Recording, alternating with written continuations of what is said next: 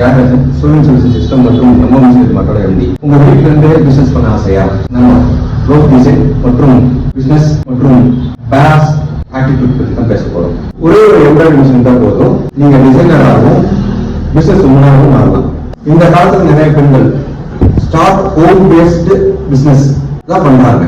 Start business from home அப்படிங்கிற concept hot டாபிக்கா போயிட்டு இருக்கு. அதுவும் முக்கியமானது பிளெக்சிபிள் ஹவர்ஸ்.